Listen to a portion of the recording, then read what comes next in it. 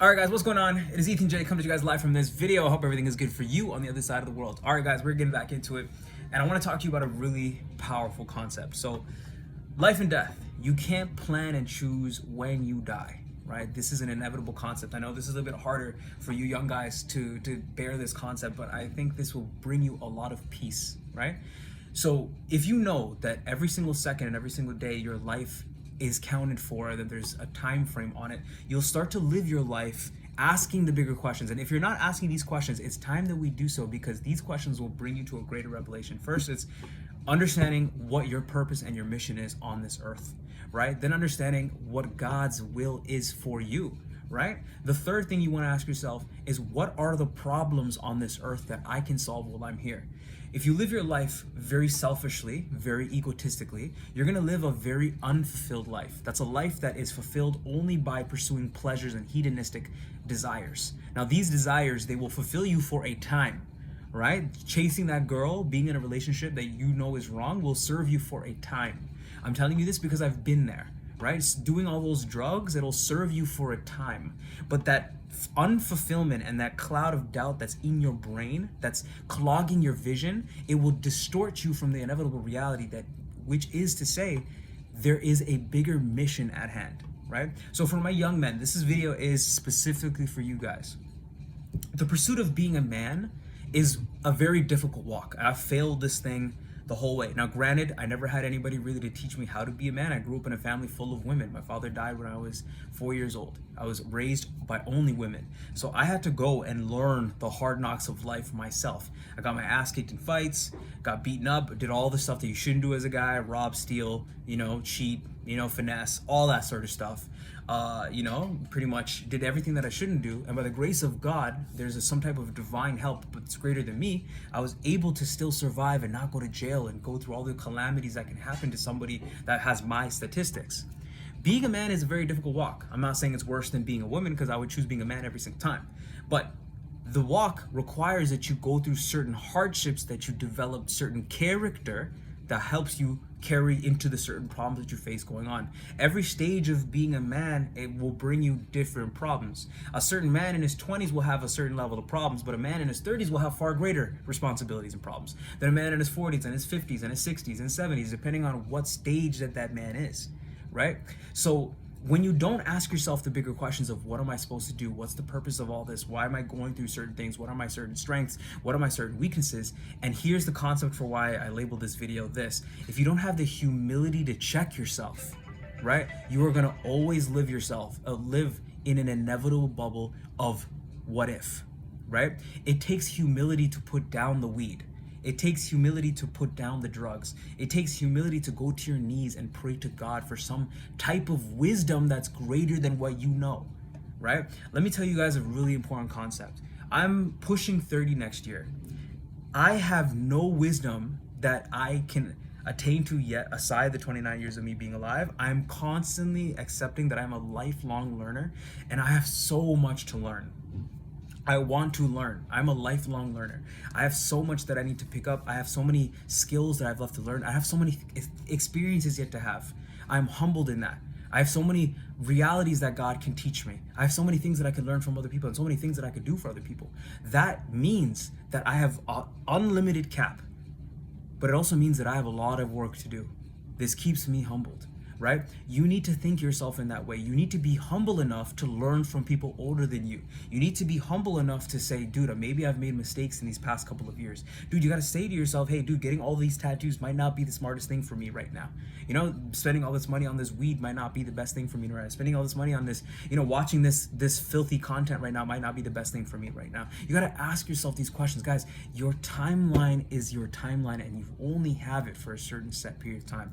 I have let go of friends because I can't have conversations with them anymore that don't attribute to radical levels of some type of inceptive thought, right? Deceptive thought, like not deceptive, but insightful thought. Like, how are we living a life of unconscious living, right? When you're not asking yourself questions of what are we doing? How can we do it? And what are we learning from our mistakes?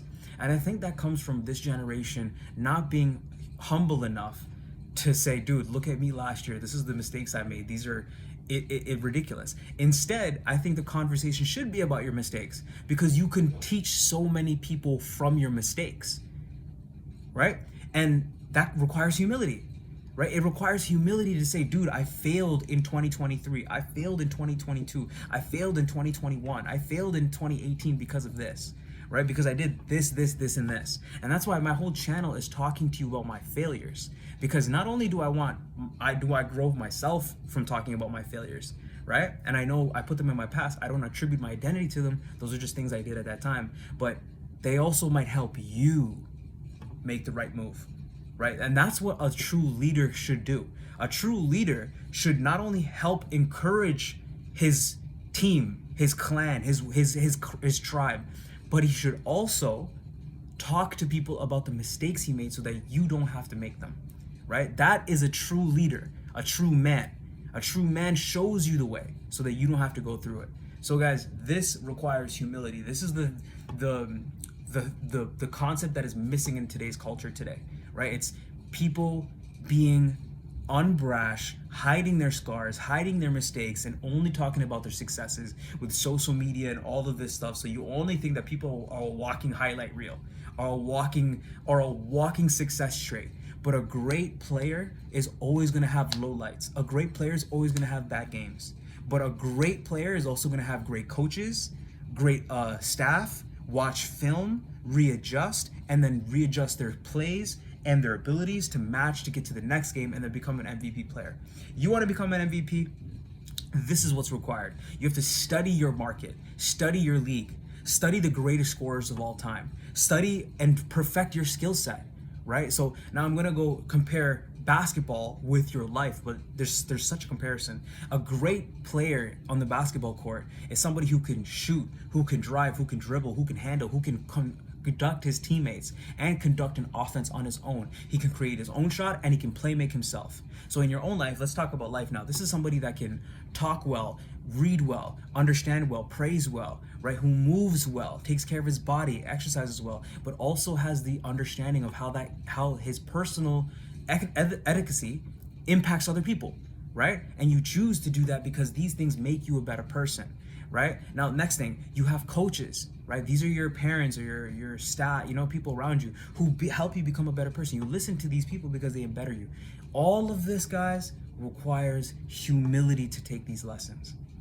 And the greatest humility that you could ever have is going face down to the Lord every single day and every single night and praying for divine deliverance, mercy, and guidance from some type of force that is greater than you and I.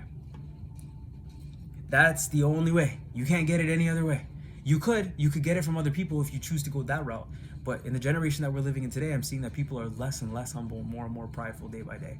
So let this be a little bit of motivation for you guys. Anybody that's going through a season of their life where they're just trying to shape themselves up, right? The season of transformation, and you're going through these obstacles. I want this video to be of some type of insight and motivation for you to humble yourself down a little bit, right? Even, it doesn't matter if you're 30 or 50 or 60, humble yourself and say, you know what? Maybe this is a season for a new lesson, a new adventure, right? I always tell people this.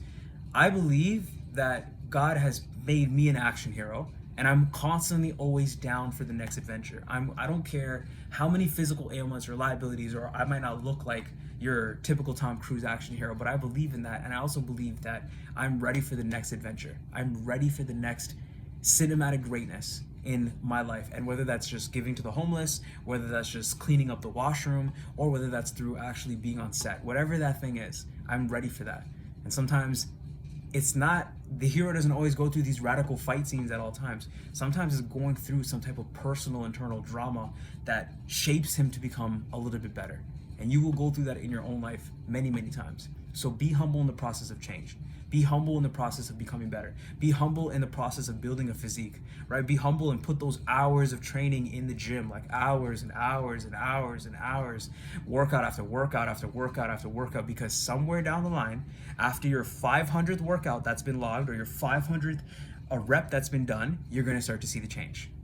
Until that, you have to be humble to the process. You have to read the word of God daily, daily, daily, daily, daily, pray, daily, daily, daily, daily. And then somehow, you start to see the little bit of fruit that comes from all of that work. And that little bit of fruit that you put in is worth it. Be blessed. Stay humble, guys.